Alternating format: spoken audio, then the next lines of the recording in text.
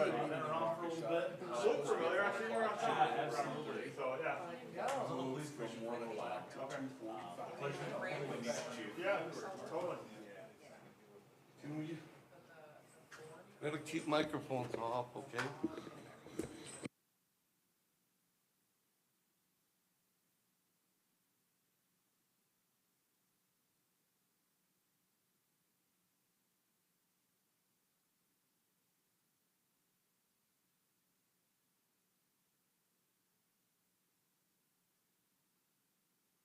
Checking audio on YouTube. 1, 2, 3, 4. Check 1, 2. Hey, hey.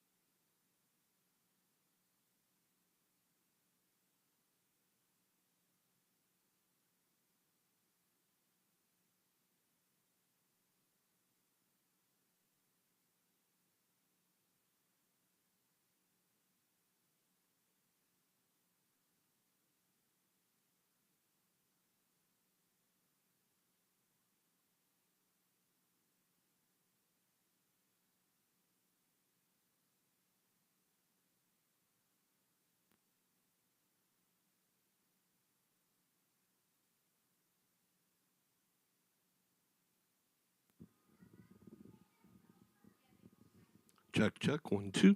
Hey, hey.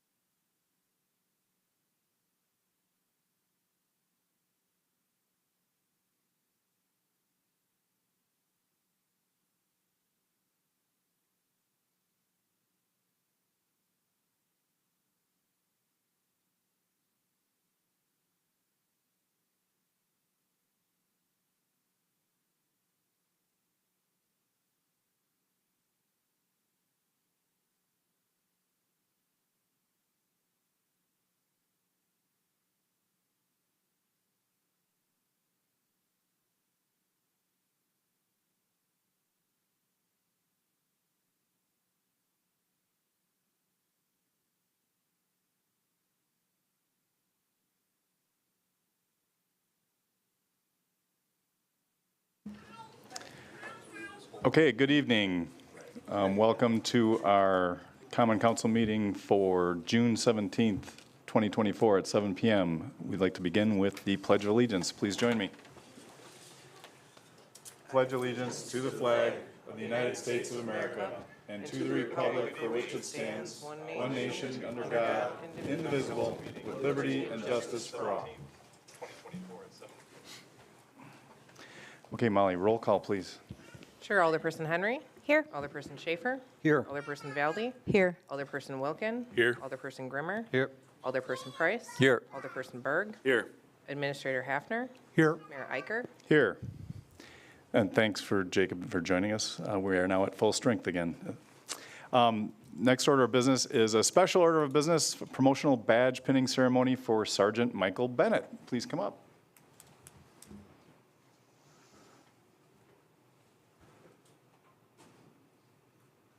Is that the mic for them? Hi, I'm Chief Nyron with the Police Department here in Delafield. I'm honored to present to you Sergeant Michael Bennett, who was promoted in April of this year to the rank of sergeant. He came to us a few years back with a wealth of experience from other agencies, and he learned Delafield rather quickly, joined us, became one with us, and was an excellent choice for our sergeant promotion. And so I'm going to invite his wife up to pin his sergeant's badge. And so,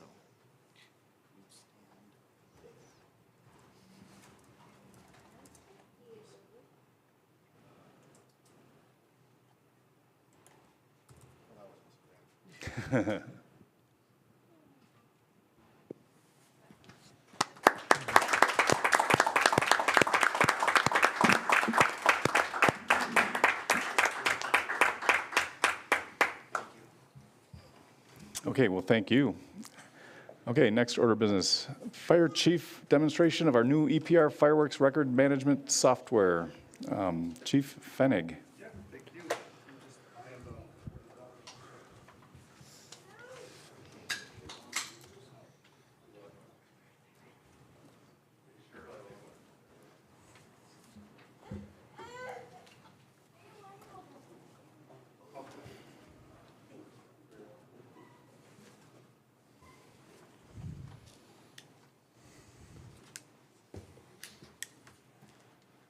Well, good evening. Thanks for having me, and congrats to Sergeant Bennett on his promotion. So, the council asked me to come tonight to present, give a brief overview, and I promise I'll be brief. Try to keep it to under 20 minutes of our new records management system. It's called EPR Fireworks. So, as everyone knows, probably over the last 4 years, we've been struggling with our RMS software to get really good data out of it for this body and for our other municipalities and for the agency. So we took a leap over the course of the November through February timeframe to get converted over into the EPR fireworks environment. My hat has to go off to our staff that really pulled this off. As everyone knows, I was out on medical leave for a couple months, so the staff really launched this. Chief Hoppy was instrumental in getting it off the ground and running, and it is running amazing. So I prepared a stack of reports, which is just really the tip of the iceberg on what the product can deliver to us in terms of data and accuracy and everything along that line. So I thought I'd go through that stack as quickly as I could, and then I'll show you some of the live interactive maps, heat maps, and things of those natures that we are in the process of developing and can continue to develop. If there's anything you see that you're looking for or things that you'd like to see in the future, please email me. I can usually make them happen. The responsiveness of this vendor is really, really good, and they get stuff done for us pretty quickly. So the first couple reports that you'll see in here is a performance summary by station. So this is a performance summary of our 3 staff fire stations that we have. And the way that you have to read these reports is across the top line is the 00 to 5:59. So that's between midnight and 6 a.m. in the morning. You can see that the station 31 in this instance ran 51 calls during that time period. And if you just kind of go from right or left to right, between 6 o'clock and noon, they ran 122. Between 12 and 6 p.m. is their busiest hours, where they run 153, and between 1800 and 2359, they've ran 128 calls where they were first due to those areas. One of the things I think is incredible that we're now able to show our staff, and something our staff is working on, as you can see between the midnight and 6 a.m. numbers, we're hitting our turnout time of 90 seconds. We're hitting that 26.19% of the time for that station. So that's been something we're working with them on to polish up. And then you can see across the rest of the board, they hit it tremendously at 98%, 96, and 93. The travel time right now is set at 6 minutes. And you can see in that instance, between midnight and 6 a.m., they hit it 27.5% of the time. And then that number gets better throughout the day. And then between 1800 and 2359, they're hitting it 58.16% of the time. So you can start to see the level of detail that we're now able to provide to our agency or to our communities and our residents. So I'll pause there. Any questions on this report? Hey, Matt, can you just remind us which station numbers belong to which community? Station 31 is the station in the town of Delafield, which also responds to the majority of the incidents on the east side of Negawicka Lake. 37 is in Wales. 42 is downtown Delafield here. And 45 is Neshota.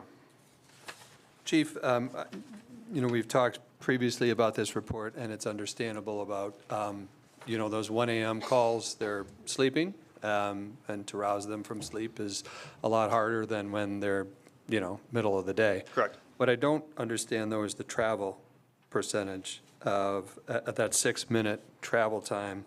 only hitting it 27% of the time versus, but that's specific to that station, correct?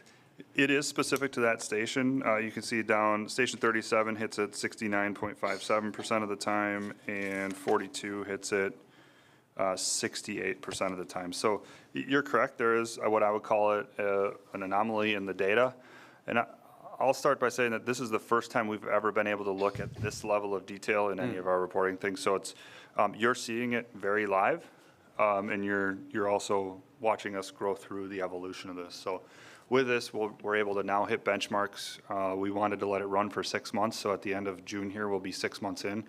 So now we're able to start tracking benchmarks and really tracking performance on a KPI type basis. So but we have never had this level of detail before. No, I think it's great software. Yep. It's doing well. That's a great question too, but let's keep to understanding the overview and the capabilities of the software, and then as we see these anomalies, we can follow up Yeah. with the chief. Otherwise, we've got 30 pages here. No, I'm sorry. That's the fire board in me. I understand. I forget it's a common council meeting and not a fire I board appreciate meeting. it. I just thought I'd jump on it early. Yeah. So I'll keep going quick. So the second one, this is what we call, it's titled monthly report, but what you're seeing is the aggregate data of January through today's date in June here, of where we're spending time in calls and which communities calls are in. So that's that one. We can breeze through that one pretty quickly. This next page, it lists the time of day again. So you're seeing a frequency. This is a frequency of report by time of day. So you can see in January, through June, what time of day the frequency of calls is occurring in. The next one. And Chief, I'll interrupt one more time. I Yep. apologize. You can customize this time of day in this report. You can make it from 12 to 1 or 1 to 2 and spread out that, It correct? would be a custom report, but it's something we can ask Okay, them to do. thank you. So the next one is incidents within this year by community. So you can see where the incidents are occurring in what community. And you can just kind of see how they occur throughout the year so far. And it's broken down into detail as to what the type of incident they are. So in the past, we were just able to say fire, EMS, car accidents and things like that. Now we're able to get it down to you in the NIFRS code. So that one is 3 pages long. Keep going through. The next one I'm looking at is what I will call a portrait style report, not a landscape. So it's titled monthly report with it, but it's within this year. So then again, it's your aggregate detail behind those calls by the hour of day. So not only, okay, we responded to 300 calls between midnight and 6 a.m., but what type of call are they? Continuing on, so this is one that was asked for last year of us as we were going through things, but this one gives you the ability to track not only what type of call in each community, but the hours spent by staff on those call types by community. So again, you see Shaniqua, Village of Shaniqua is in the top there, and you can see we've spent 83.17 hours of call time in the communities. And then Delafield City would be next for a total of 1,002. The town's next, and you can see the finite detail that it starts to break that down into. I know I'm trying to breeze through this. It's really good, though. It's really It's good data. Yeah, it's good stuff. It's pretty powerful. I'm back to one that's now a portrait in layout. But this kind of gives you more detail, again, by community. One of the things we've really stressed on them as we were building things out was to be able to break things down, not only by call type, not only by time of day, but by community and where we're spending our time. So this this next one gives you that super finite detail down to the hundreds of minutes.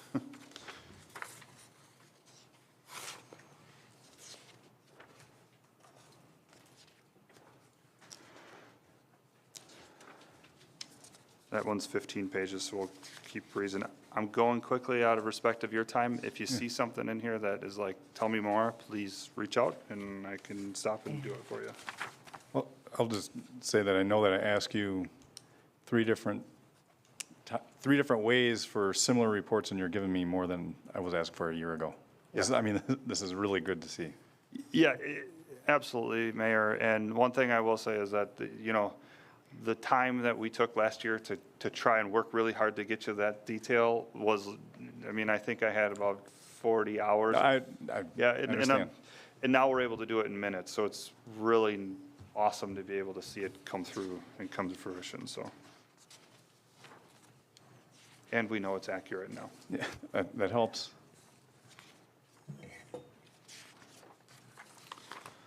The next one, I'm up to a report now that says average age of patient by district.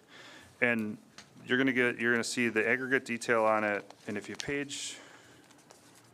go 2 more pages, age of patient by district, it's a summary report. This may be insignificant to a lot of individuals, but one thing it's significant to is the agency. So now we can kind of start to see the average age of our patients. And why that's important is the more that this average age starts to tip towards Medicare, the more that it's tied to our reimbursements on ambulance rates. So Medicare only reimburses a minimal percentage of anything we bill out. So it's something we have to have an internal discussion on. If we raise rates, that's fine, but you also have to raise your write-off account in accordance to it, and it starts to become a little bit of a shell game. So this is a report that you'll see us be using into the future for sure. So actually, and I'll highlight, this report, the average age of patients was a report that Ed Kranick from the town of Delafield had asked for early in the gate. The next report, the last 2 reports in here are the disposition and refusal reasons. This is a report that Alderman Grimmer has asked for in the past. So again, you can see that as people ask for things, we're trying to build them into monthly reports and to statistics for you all, so you can get what you need out of that level of data. Any questions so far?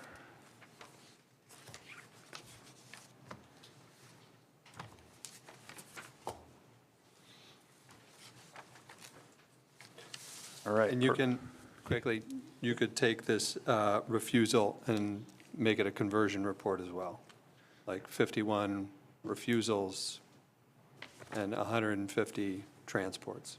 Oh, sure, I'm only showing you refusal reasons here. Yes, we could easily say that this is transports and so on. Great, thank you.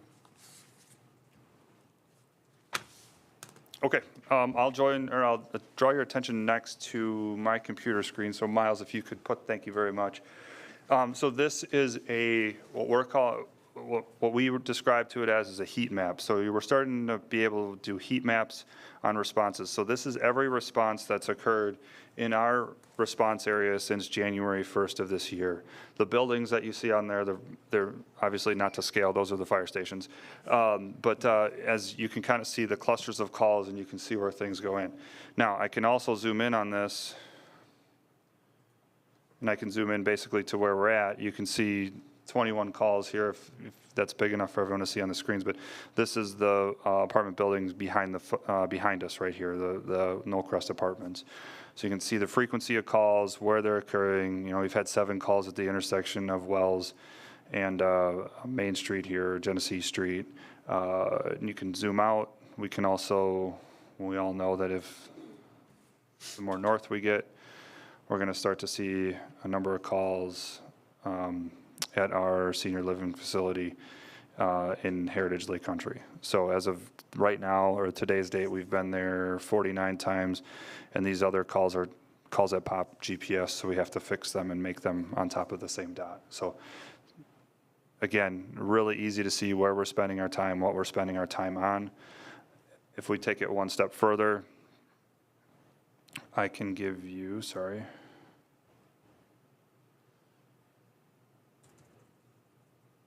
this is the different colored dots represent travel times to those incidents. So 415 times, it's taken us less than 5 minutes to get there. 399 times rather, almost 400 between 5 minutes and 1 second, 8:19, and 238 between 8 and 11:40. If I go out, the longer ones will show in there as well. So as you zoom out again, you can kind of see, not surprisingly, the red dots are in the areas that aren't served or not close to some of our fire stations. So those are the longer responses in there. And then the ones outside of this are obviously mutual aid calls. We can very easily filter those out, but I left them in for this presentation tonight.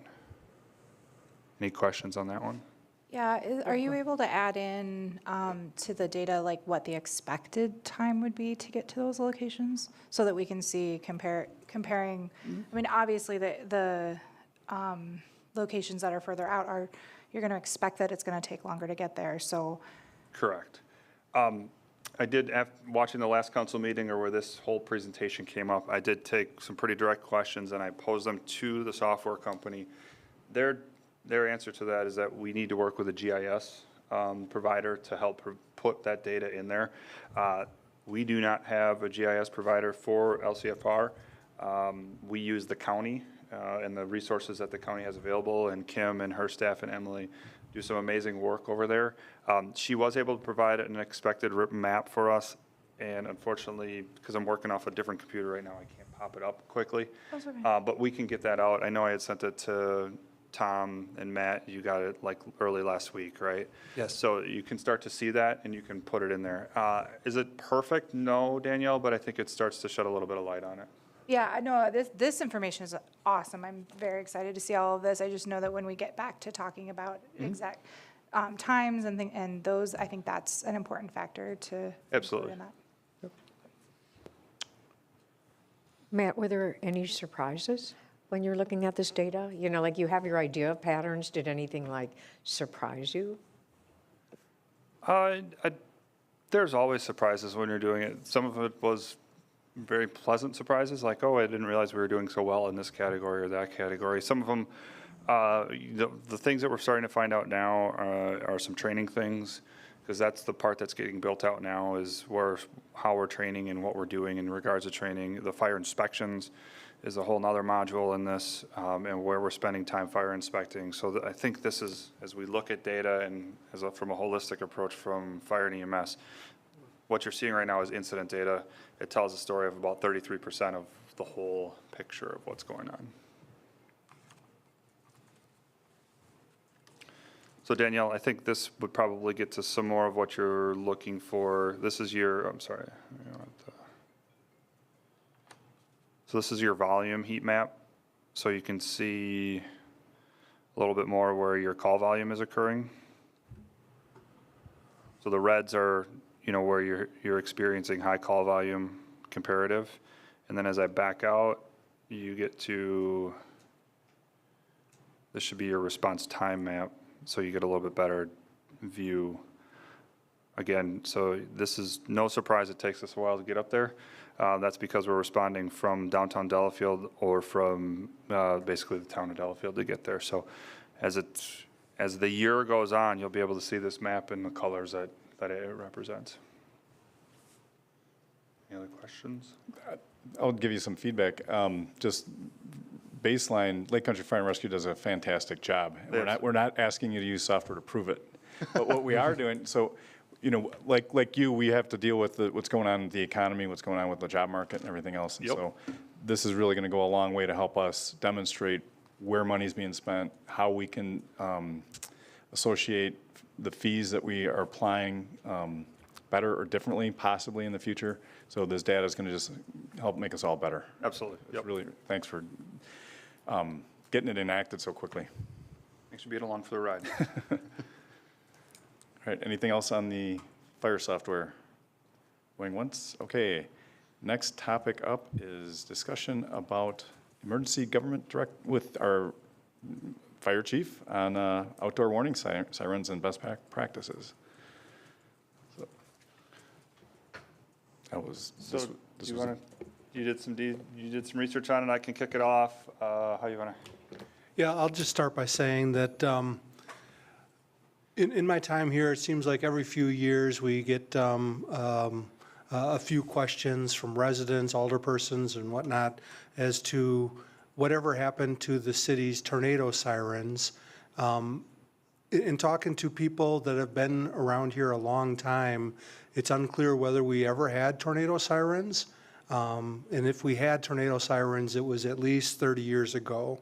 What we used to have that perhaps people are confusing tornado sirens with is before the advent of cell phones and pagers, there used to be a whistle at City Hall here that was used to call the volunteer firefighters in when there was a call. So it's possible people are remembering that, getting it confused with a tornado siren. But with that being said, this year I think I got an inquiry from Jackie, I got an inquiry from Paul, and I know Matt has done some communication with Waukesha County and finding out what other communities do have tornado sirens. It's a minority number of communities in Waukesha County. And then Matt's got expertise with regards to some best practices for tornado sirens, and so he was here to talk to you about that a little bit this evening. Yeah, absolutely, and I believe Alderman Price, you brought this up, or why it's on the agenda right now. So I can say, like Tom said, this comes up about every 3 to 5 years. The case on it, in the stance from Waukesha County, you have a white paper document that Miles has up on the screen right now, and it was also included in the Common Council packet. Our tornado sirens, great for safety, and not only in regards to severe weather incidents, but also, any natural disasters and things like that. Yes, they are, but they're also very expensive. And with them, it comes an upfront cost to get them installed, because you have to do a geo-analysis of your topography and make sure that you can have the same decibels in all areas of the community. But then there's the ongoing maintenance. They have to have a dedicated internet connection to them. They have to have a dedicated, a radio connection, because that's the secondary means of how they're triggered when they go off. So they start to become expensive on the front end, it's expensive on the ongoing end, and they are prone to breakdowns, and the breakdowns are very expensive with them. I used to work in the city of Oconomowoc on a part-time basis before working full-time for the city of Delafield 20-some years ago. And those tornado sirens were notorious for breaking down and costing the agency a lot of money to repair. So in the advent of cell phones and early warning devices and things like that, our recommendation in the past has been to continue to utilize those tools because they're great. The county warning system and the tornado sirens that are triggered, those are triggered county-wide. So there could be a tornado in Muskego, and the sirens would be going off here. They have no real way to make them area-specific or geo-specific. Your alerts that you get on your cell phones are geo-specific. They are triggered in different areas and different codes. The way that the National Weather Service works is they draw what they call a polygon around where they believe this storm cell is heading. And then when they draw that polygon, that gets you the next gen alerts on your cell phones. So that's why you could be in the city here, and if you're in that alert area, it will go off. But somebody in Heartland that may not be in the alert area, their cell phone wouldn't go off for it. So it is far more sophisticated. The other thing that we always encourage people to do, regardless of tornado sirens or not, is to invest in a weather radio. Those weather radios are available on any, what I would call, online major retailer that you could probably have it at your doorstep tomorrow. And if you need help programming them up, call us. We can get you in touch with our staff has experience programming them, or the National Weather Service, because part of the key of that is you want to put in your location-specific code. So then it goes off only for your location and not all of southeastern Wisconsin. So I guess I'll pause there real quick, and I'll turn it over to you, Paul, if you had any specific questions. Yeah, the one question I had after hearing and reading the white paper that you did is, the concern I might have is the people who think there is alarms system, and if a storm's going off, they're waiting for the siren before they go down in their basement. Sure. So maybe just every year we just remind people this is what we do in Delafield. We don't have an alarm system. Suggest that they get their weather radio or just stick with your phone. But the doggone phone, I mean, you'll get 19 buzzes in a 10-minute. So you start turning your phone off. For some people at night, they go to bed, they turn their phone off, and I'll just wait for the siren to go off. So if you realize you don't have a siren, you'll approach it differently. So Two things I'd just like to point out on that. If you had sirens, the only requirement for sirens is that they are outdoor use only. They're not, I mean, if you're right next door to it, yes, you're going to hear it inside of your house. But they are not, there's not a requirement that there be a certain, or a recommendation that there be a certain level of decibels inside of everyone's home. So would have a little false sense of security there. And I forgot the other part that you were bringing up before, but that would be the biggest key. Okay, thank you. We might be able to check with our librarian and see if there's I know they do a lot of technology meetings and seminars and classes for people. That might be a good one to sync them up with. Just throwing it out there. How to set your smartphone so that you can turn off the grandkids on your Snapchat alert, but you're still going to get your tornado siren warning. I when you go to believe sleep. I believe any natural, like a public service emergency like that overrides any do not disturb setting. I believe it does. Just a thought, I'm throwing it out there before the library report. Yep. And then the other thing to point, I remember what you were saying. We do, as part of Severe Weather Awareness Week, it's early spring, we push this data out through our Facebook pages, our Instagram, all of our social media platforms that we have. It's in the paper every year. Waukesha County Emergency Management does a really great job. I know this same conversation, I was presenting at the town of Delafield for their town board meeting last Tuesday. They're having this same type of conversation. They had asked me to reach out to the county to see if this would be more of a countywide approach, to which I forwarded the email to Tom, but it was more of, they don't have the funds and the staff to support a countywide initiative on it at this moment. So, Okay, interesting, thank you. my pleasure. Anything else for the chief? Thank you very much, Matt. Thank you. Have a Thanks, great Thanks, day. Steve. Hey, Matt, do you have an extra one of these by chance? Thank you. Okay, next order of business is minutes. We've got two different minutes to approve here. We've got May 6, 2024. I'll move to approve. Second. Any discussion, corrections? Who had it? I had Wilkin. Yeah, Matt. All those in favor say aye. Aye. Opposed, say nay. Okay. May 6 is approved. How about May 20th? Move to approve. Second. You picked. Mark got it. Okay, any discussion, suggestions for edits? All those in favor say aye. Aye. Opposed, say nay. All right, May 20th minutes are approved.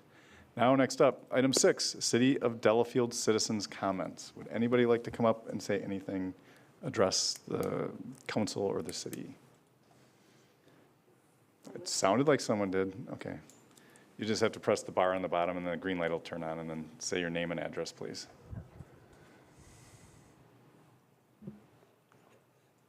I'm Christine Anderson, 1527 Milwaukee Street in Delafield, and I'm a member of the Delafield Arts Foundation Board.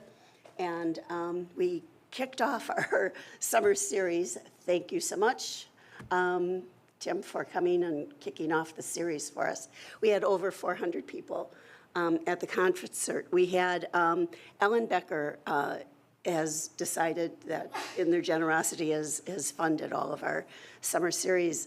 And so we were able to actually up a little bit of our of the acts that we're hosting, and they're very, I think they're varied this year. We're in from like kids from Wisconsin up to country, and everything in between. So I think that we're really going to be covering a large group of musical needs and wants. I think the thing that, for me on Thursday night, the thing that affected me the most was how many families were there. We had a lot of children, babies, all the way up to my age. So we were very happy with the turnout, and this all couldn't have happened without your support. So I really want to thank all of you for being, we're volunteers, and so having you there, having our backs on everything is very, very important. And I especially want to shout out poor Molly, because we have packets that come in that are like this thick for her to go through. And I know that we don't know all of the hoops that we have to jump through, so we're very happy with all of the help and support that we've gotten.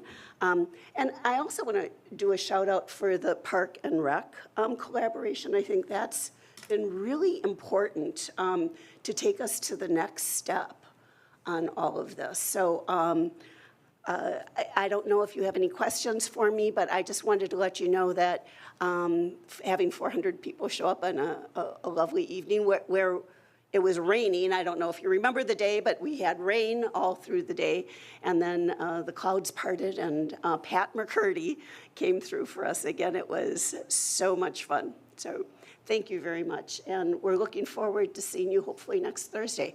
The DAF board is going to have a tent at each one of the committees, at each one of the concerts, so come over and introduce yourselves, and thank you again. Thank you. It was a good event. Thanks to the Arts Foundation and to DPW for doing all the hard work to make this happen again. I know, all of, Tom, really, all of, it went so smoothly this year. So thank you for all of your help. Right when I was there putting up the tents, they came with all of the, because we had asked for more of the garbage cans. There was not a piece of litter left at the end of the concert. Everybody was, so I think everybody's appreciative of having the concerts there. So yes, thank you. Very good. Thanks for coming out. Thanks, Chris. Okay, item 7. Oh, I'm sorry, is there anybody else wishing to make citizens' comments? Nobody's raising their hand, so citizens' comments are now closed. So item 7, consent agenda. Approval of resolution 2024-07 regarding the city's 2023 compliance maintenance of annual report submittal to the Wisconsin DNR for city's wastewater collection system. What do we do, Tom? We did great. We scored a perfect 4.0. Okay, that's on the consent agenda. Would anyone like to make a motion for that? I move to approve the consent agenda. Second. All those in favor say aye. Aye. Opposed, say nay. All right, consent agenda is approved. On to item 8, boards, committees, and commission reports. Licenses. We've got 3 here. Molly. The first set of licenses is the standard renewal licenses. There are a few newbies in there.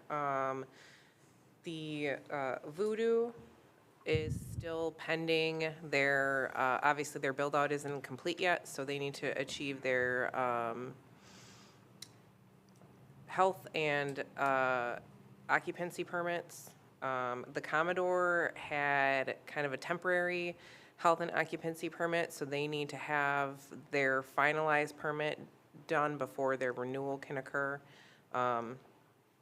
Those are the only 2 real caveats. There are still some background checks that the PD is rolling through, and we always do a final debt clearance check to make sure that nobody owes us any funds. But other than that, everything is pretty standard for these licenses this year.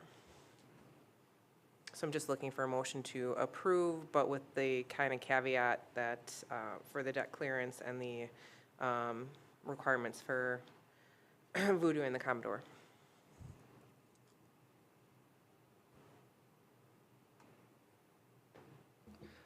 I move to approve the license applications contingent upon, I don't have a ton anymore. I think there's maybe 6. The standard renewals every year, so anybody have any questions, let me know. Otherwise, I'm just looking for a motion to approve these licenses. I'll move to approve cigarette and tobacco products retail licenses. Second. Any discussion? All those in favor say aye. Aye. Opposed, say nay. Abstentions? Okay, tobacco licenses are approved. Item 3, committees, licenses, Raised Grain Pop-Up Beer Garden. The applicant is here if you'd like to introduce yourself. Just name and address. My name is Nick Reistad. I'm one of the owners of Raised Grain Brewing Company. My address is 679 Laureate Drive, Pewaukee, Wisconsin. Can you repeat your address just slightly slower for me? 679 Laureate Drive, Pewaukee, Wisconsin. All right, you want to give a summary of this, Molly? Yeah, so the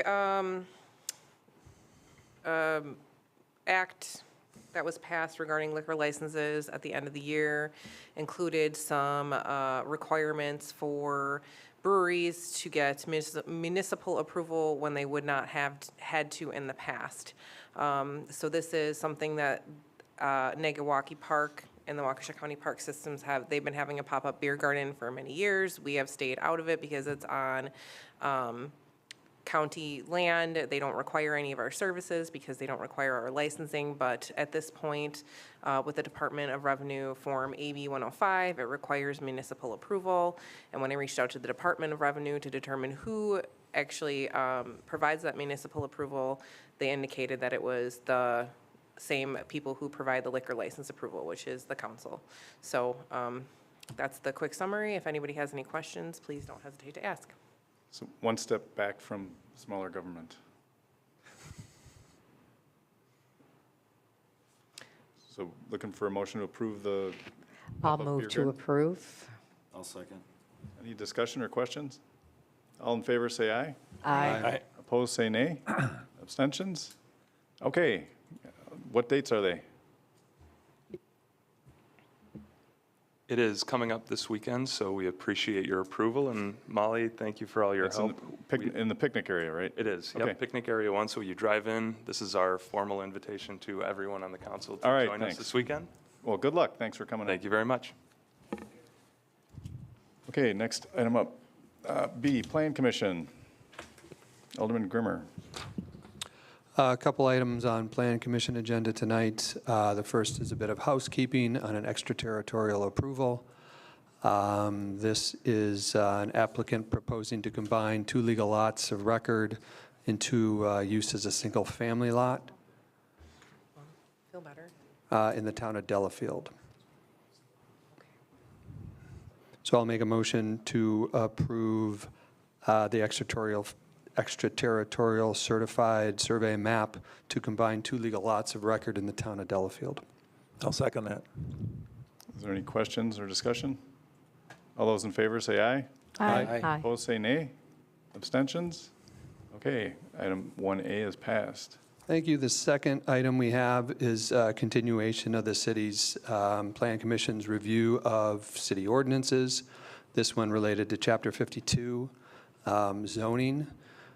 Just to give you, the staff is recommending, and the Plan Commission passed unanimously, that, as identified in your agenda, that planned unit developments and planned developments be removed from the conditional use section and be added as an overlay zoning district instead.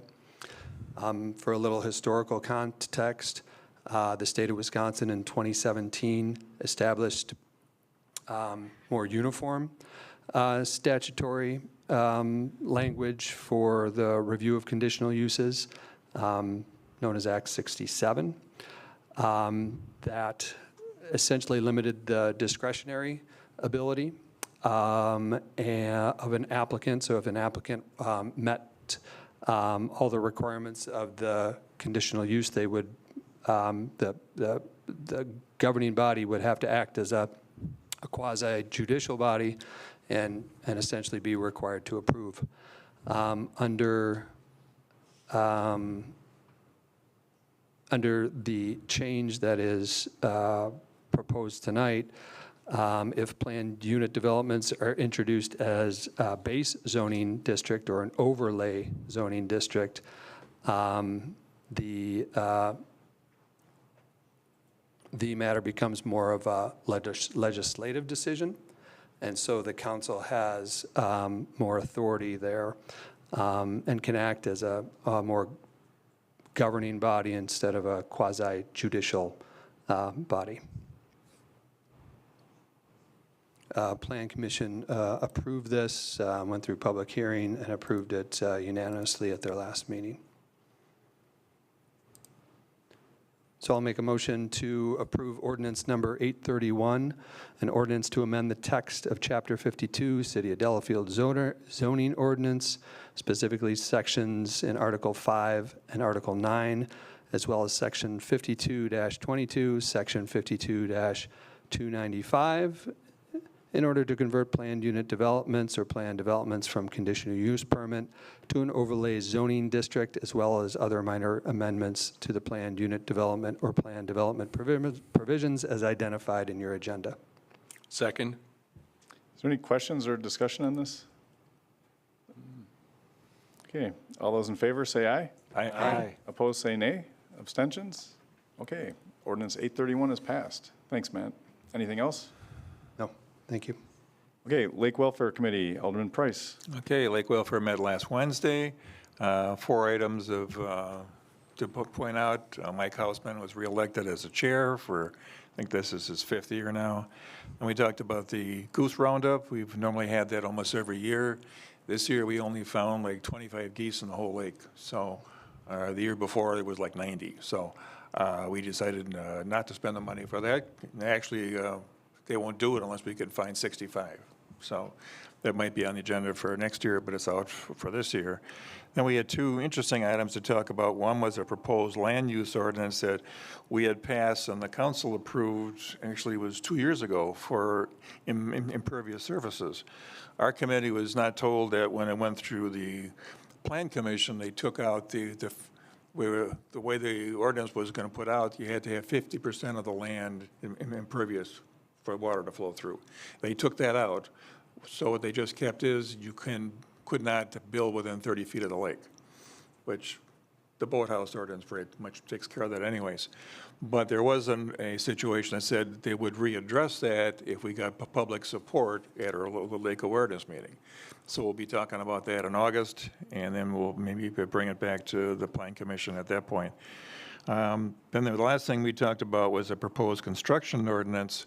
There's an issue on the east side of the lake where some homes were being bought and they were set back 100, 125 feet from the lake, and they were smaller homes. Now they're buying these homes, tearing them down, they want to build a big house, and they want to go to this maximum of 75 feet. Well, with the other houses on both sides of them, all of a sudden their lake view is gone.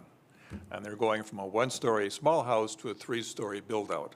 So the people on both sides are a little upset about that. So what we were suggested on doing is possibly having that changed at the Plan Commission and eventually possibly here, is that we have some kind of a average. We maybe would average the first house and the last house, instead of being 75 feet, maybe it's 85 feet, just to give those homes a little bit of a break, because that was not contemplated. The homes are already built, and all of a sudden you tear it down, and I can go right to 75 feet, and it's a mess. It's a complicated mess. It is. It's a complicated mess. It's going to take some discussion, I'm sure. Yeah, so there'll be a lot of discussion on that in future weeks. So that's it.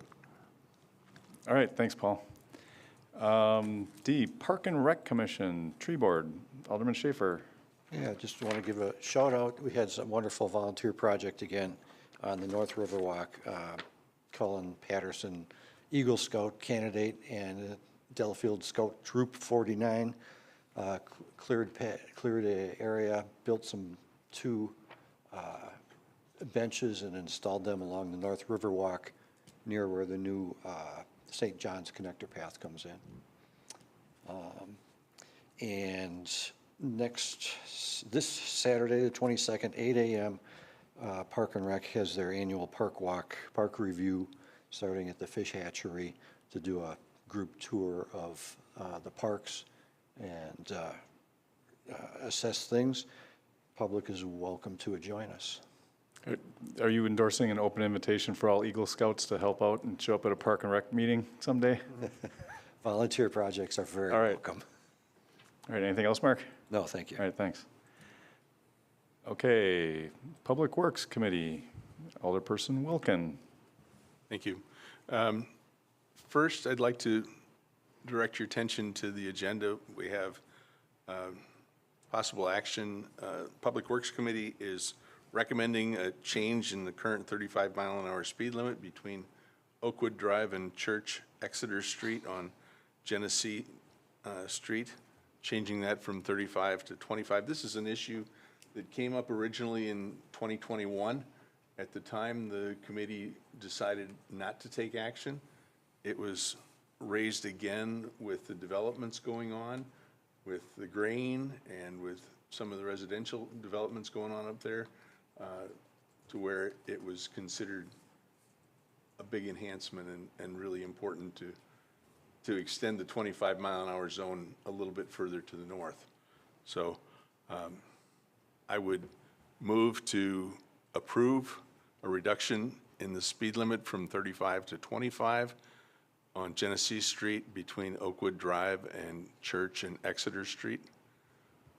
contingent on incorporating the change into the city traffic map and the council adopting the updated traffic map. I'll second. Is there any discussion? All the time reading through the background on this, I'm thinking about how we're trying to improve traffic flow on Genesee Street. But with all the new development, this makes sense in that Absolutely. area, so. Absolutely. Any other discussion? All those in favor say aye. Aye. Opposed, say nay. Abstentions? Okay. Watch your speed on Genesee Street. Anything else, Dirk? Oh, so many other things, Is Tim. there? This was our first meeting in 3 months, and so it was a full agenda. We did have a public information meeting. I'm on. I'm on. Okay. We did have a public information meeting on the Genesee Street Path Extension Project that would extend the Genesee Street Path up to the Scenic Heights Drive.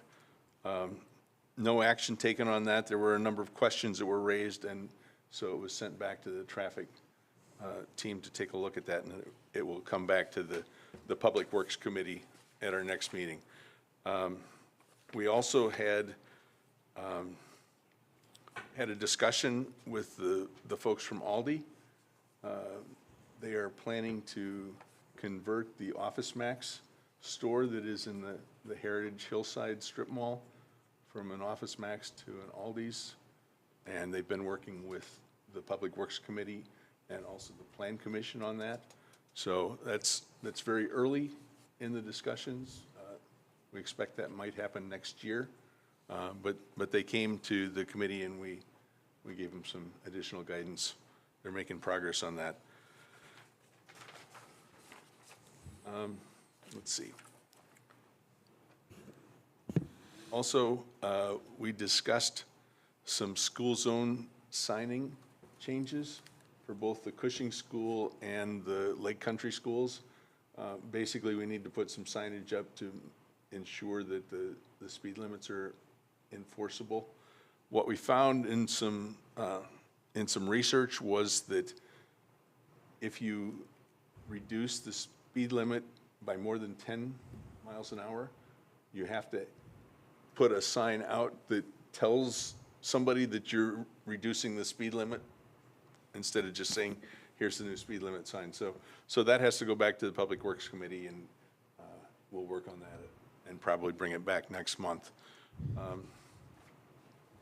Let's see, the other thing I wanted to mention.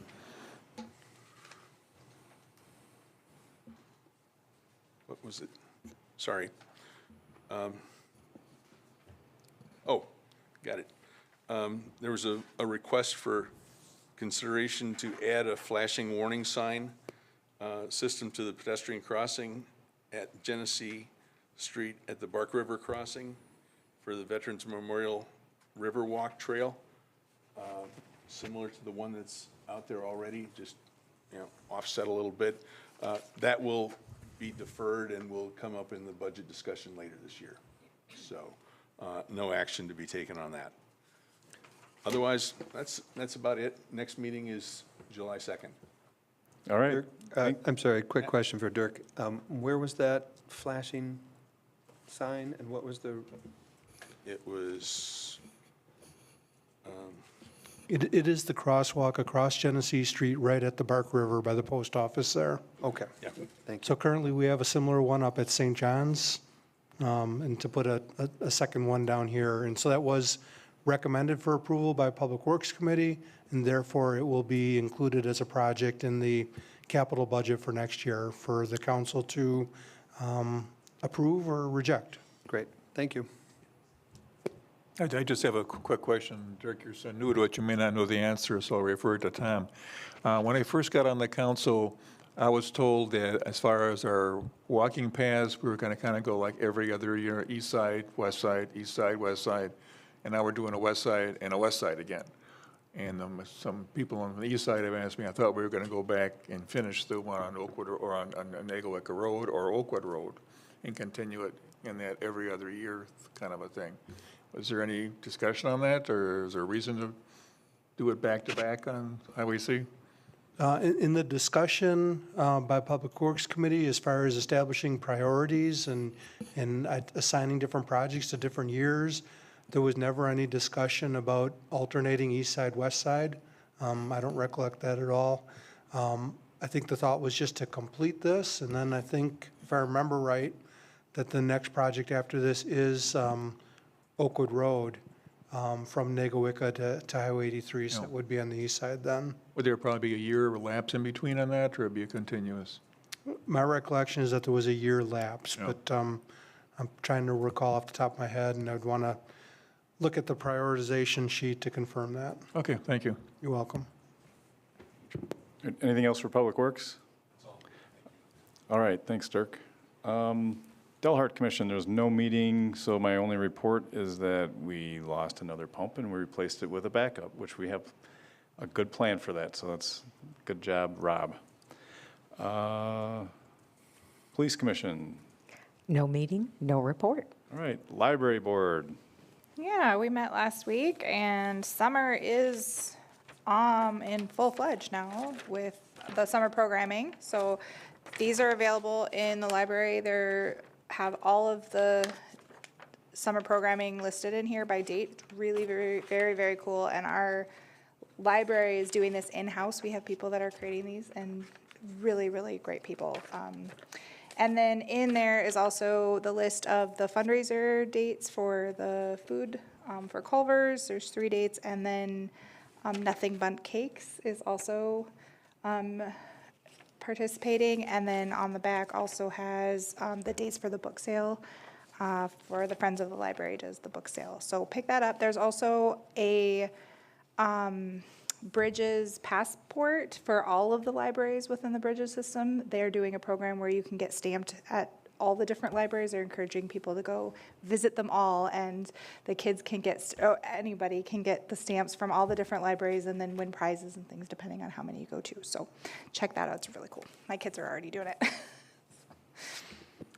all right. Thanks, Danielle. Anything from Board of Zoning Appeals? No meeting, no report. Okay. J, Promotional and Tourism, Alderperson Valde. Okay. We haven't met since May 14th, but there are a couple things I wanted to mention. One, the commissioners have voted to reduce the number of meetings per year to help with their employment priorities. The next meeting is July 9th at 7:30 in the morning. A couple things in progress. Our budget for 2025, Deb is working on, and she's also the chief photographer for everything that promotes the city. She's taken over 200 photographs for 2024 summer destination promotions via social media and updates for a variety of website refreshes. And also, the photographs are used in our annual budget book. That's all. Thank you. Okay, Lake Country Fire and Rescue Commission. I don't think there was a meeting. Lake Country Fire and Rescue Board. No meeting. Everyone heard the chief's report. We want to thank him for that. Next meeting is June 26th. It is at the Wales Station. There will be a tour of the station at 4:30, and the regular meeting starts at 5 p.m. Thanks, Matt. Okay, Deer Management Committee, Alderperson Wilkin. Yeah, Deer Management Committee met on May 21st. A few highlights, we're looking at placing some hunter signs in the Lois Jensen Preserve, basically at the parking lots, so when people come to perhaps go hiking, they are aware that there might be hunting in the area. So we're coordinating that with Park and Rec. Tim Turnock should be bringing that to your committee. He did bring it to the committee and it was approved. Good, good. We're also working on replacing some quad stand covers and some other accessories like bow hooks and things like that. Just routine stuff that's well within the committee's budget. And then we're also reviewing the town of Delafield's current deer rules and regulations to determine if we should apply any of those to our rules. That's all I have. All right, very good. All right, other committees, commissions, and boards, there's none. Unfinished business, none there. Mayor's report. I do not have an extensive mayor's report, other than to say that got some great events that have been going on. I've been trying to get to as many as I can. We had a great event that I went to at Hawks Inn, Rhubarb Fest, super good band. I shouldn't say good, they were great. That was 2 weeks ago, and then you heard about the Friday Night Live, or Liberty Park Live. Is that what it's called? Liberty Park Live. Liberty Park Live. What? Liberty Park. Liberty Park Live, it's not Friday. Yeah, it's Thursday night. And that overlapped with Ladies' Night. So our downtown, it's time I saw that we're close to capacity at the parking lot at the Fish Hatchery lot for the first time I've seen in a long time. But what a great time to see the city, it was buzzing. There was a lot of stuff going on. And also, I'll just put a pitch out for the 4th of July parade that's coming up. We got word, and some of you have heard, that our Black Hawk helicopter is coming back and landing in the field. It's a great event. The guys let the kids climb up in it after the blades stop, and you can ask questions, get your pictures taken. It's really, really cool. So I encourage you to participate in the parade. Aside from that, we have resignation letter due to Jacob joining us on the council. He cannot be on these two committees, so looking for approval or a motion to accept Jacob's resignation from Public Works Committee and the Police Commission. I'll move to approve that resignation. I'll second. Any discussion? Who had the second? All in favor, say aye. Aye. Thanks, Jacob. Again, welcome. Thank you. All right. That's all I have for the mayor's report. So the new business, this is where the rubber meets the road. Action on the 2024 City of Delafield trick-or-treat date. This is important. It is more It's the most important than you important vote think. you'll make all year. Oh, yeah. So looking for discussion and action on this. You want to introduce it, Molly? Yeah, so every year, we wait till the Packer schedule comes out, and then at the next available meeting, we set the date. So I have just collected what information was available, and provided kind of the information that we had from last year. So I don't have any recommendation. You guys always discuss it, but that's the information. I would just like to point out that Halloween is on a Friday. It's a good night. Is that right? I think it's on a 2025, sorry. I'm looking at 2025. It's on Thursday. Dang, I am getting ahead of myself. It's on a Thursday. It's on a Thursday. Never mind, it's a Thursday. And we see what our neighbors are doing in Neshota and the town, right? The town hasn't come out with anything yet. The town of Merton set theirs for the 26th from 5 to 8. Summit and the Village of Heartland have that their trick-or-treat always occurs on October 31st. And it looks like the city of Oconomowoc had already set theirs for October 26th from 6 to 8. So how do people feel? I'll throw out a suggestion, just dealing with this for a while. We used to try our best to have it on Halloween, and it was really popular. However, it wasn't popular when there wasn't on Wednesday or Thursday. It wasn't popular when it was during a Packer game. And I've received some pretty positive feedback from, I deferred, I think, to Danielle a few years ago. My kids aren't trick-or-treating for candy anymore. But with my neighborhood, the kids in my neighborhood, the parents appreciate this. They think Saturday night's perfect. It allows grandmas and grandpas to get involved and make an event out of it for their families. And it's not, quote, traditional Halloween day, but it's trick-or-treating. And parents don't have to rush home from work. That too. And And neighborhoods can have parties, and And the neighbors are home. and the 'cause neighbors are home. The neighbors yes. are always home Yeah. during the And Halloween has evolved from when I was a kid, many, many years ago, to be it's almost a week-long event of trick-or-treating and parties. It's much more than it used to be. So I think the Saturday is a Yeah, great idea. that's the way to go. Looking for a motion. I move to set the trick-or-treating for October 26th, that Saturday. From what time? Oh, from 5 to 8. That's what we Second. did last year, right? Yeah. There was a second. Was it Dirk? Second? Oh, Wilkin had this, okay. All those in favor say aye. Aye. Opposed, say nay. Abstentions? Okay, trick or treat is on Saturday, the 26th, from 5 to 8. That's a few months away. All right, so then the next thing we need is discussion and approval for our 2025 Common Council calendar of events, or meetings. So this is following the same setup that we've had in the past. The same months are dual months for dual meetings. Not really any changes here aside from the calendar shifted, so that's about it.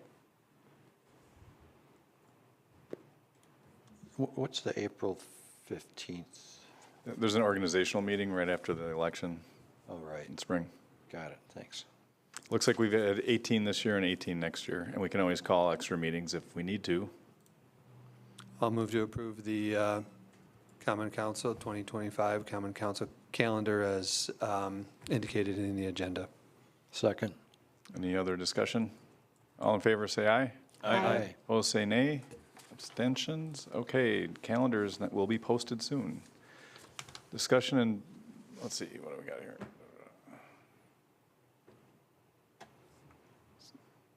Okay, this is you then, Molly. Implementing proposed step plan for clerk department in effort to attract and retain high-quality employees. You want to give us an update or review? Yeah, so real quick, we've discussed over the past couple of meetings some of the challenges that the clerk's office has been facing in the hiring process. Some of the concerns that applicants that maybe passed on our offer indicated was the wage scale. Really, the market has shifted so much, I'm not comfortable shifting the wage as significantly as, some maybe have requested, and I'd like to have some data to back that up, but I think within the wage scale, I would like to implement a step program that allows for some merit-based advancement and some wage compensation to kind of back up that merit. So I have the information, the STEP program I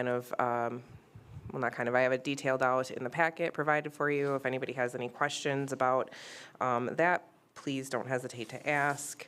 There are pretty moderate increases. The biggest increase is, achieving the clerk certification. There are some longevity requirements to encourage some retention that we've, struggled with. And I think the performance requirements, the improvement, like the efficiency improvement portion that's required, will benefit the city and kind of allow for those employees that do have the desire to be contributing employees to receive some benefit for that. I'm not typically a fan of sort of this type of program when you hear it, because it can be very subjective, the person who's doing the evaluating. However, you have really specific things that are concrete and measurable, like longevity, and that's to encourage it, and then increasing basically professional skills. So in this case, I think it makes a lot of sense, and it seems fair to me. I really liked it. Molly, have there been any exit surveys conducted from those who have left, and really drilling down into reasons why? Is it purely wages? So some of the recent challenges, I'm not sure were wage-based. The hiring items, I think, is where I really saw and heard the concerns about the wage. Some applicants that were, we had hoped they were qualified, they were a really good fit. Ultimately, when I provided them with a compensation offer, were a little disheartened, and we do advertise the wage scale, and I personally, I'm not sure that it's not appropriate, but, offering someone the ability to have something to work towards, a merit-based increase, like if this isn't, what you're looking for, maybe you can work towards a higher wage, I think is helpful. This is nice, as it gives them a path, it gives them an opportunity, but they have to achieve something to get it. It's not just saying, okay, we're going to raise all the wages. It's saying, you perform, you get some wages. Right. You get rewarded. I like merit-based.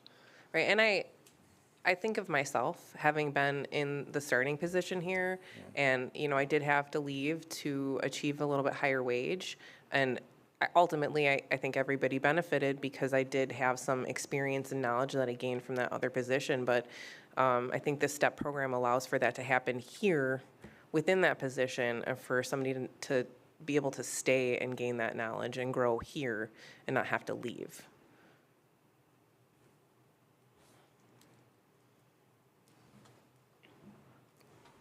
What do we think? You're looking for approval on this, I'm assuming? I am.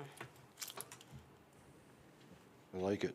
Oh, well, I like the personal testimony of the person who put it together.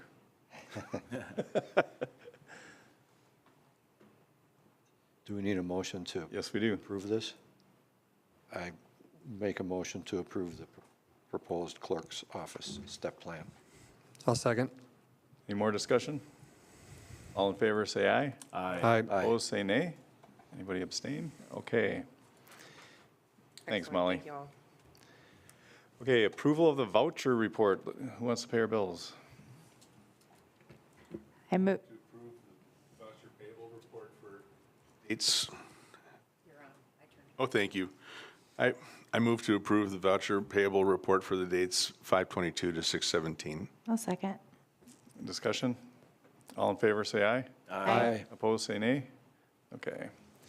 All right, thanks. Report of city officials. Tom, what have you got for us? Yeah, just a few things to run through. Just an update that the contested case hearing for the pier permit did start today. We were able to get through all of the public comment, and then the defenders of St. John's Bay were able to call their first two witnesses today. That is expected to continue throughout the week with court starting at 9 o'clock each morning. Any questions on that?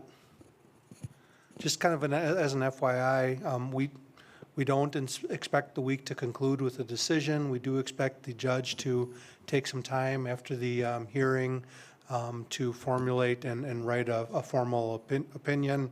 We're not sure, or not opinion, but decision. We're not sure if that'll take weeks or months, but it'll be some time. Update regarding our general obligation borrowing that we performed. We did get bids for that, and they came in. The results were favorable for the city. The low bid that we received, we were able to lower our borrowing by $20,000 from $1.87 million to $1.85 million. And the true interest rate that we received was slightly lower than what our financial advisor was estimating, and it came in at about 3.66%. And all other parameters defined by the council, approved by the council, were met, and so that sale has been finalized.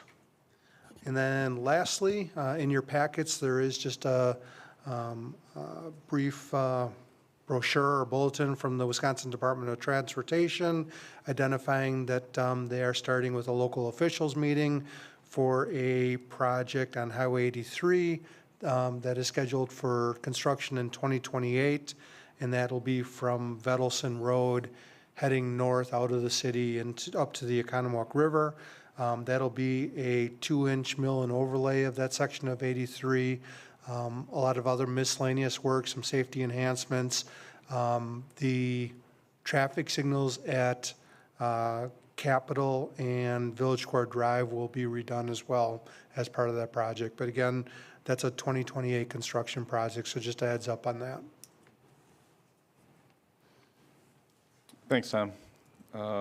Molly, anything for you to report? I will report that we did have a new employee start. Her name is Sarah Driscoll. She's lovely. She started last week. She is catching on very quickly, and we're excited to have her as part of our team, and I'm excited to introduce this program to her because I think that she will be one of those employees that will definitely contribute.